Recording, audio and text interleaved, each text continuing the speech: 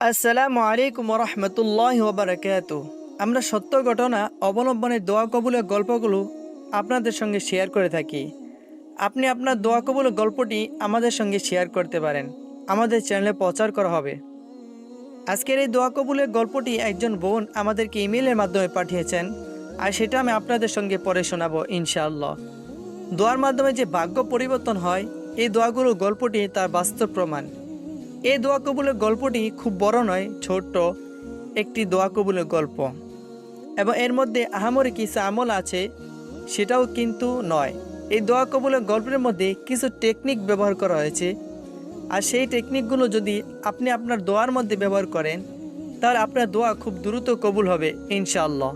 তো চলুন দোয়া কবুলের গল্পটি শুরু করা যাক। প্রথমে তিনি আমাদেরকে সালাম দিয়েছেন, আসসালামু আলাইকুম। ওয়ালাইকুম আসসালাম ওয়া রাহমাতুল্লাহ।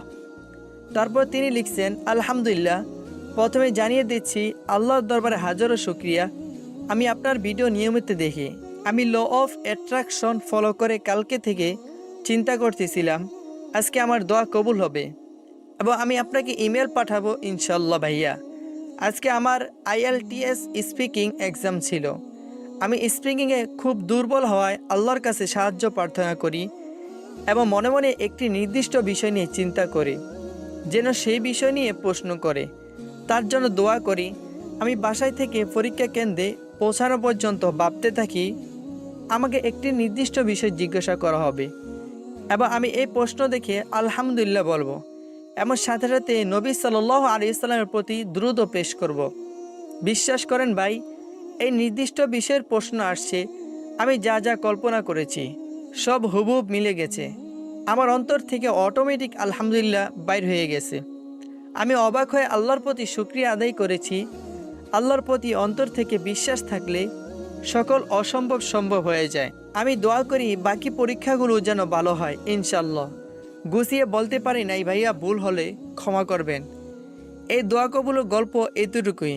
এই দোয়া কবুলের গল্পের মধ্যে তিনি ল অফ অ্যাট্রাকশনের যে টেকনিকটা ব্যবহার করেছেন, এই টেকনিকটা যদি আপনি আপনার দোয়ার মধ্যে ব্যবহার করেন, আপনার দোয়া যত বড়ই হোক না কেন খুব সহজেই কবুল হয়ে যাবে ইনশাল্লাহ। এই টেকনিককে ল অফ অ্যাট্রাকশনের ভাষায় ইমাজিন টেকনিক বলে।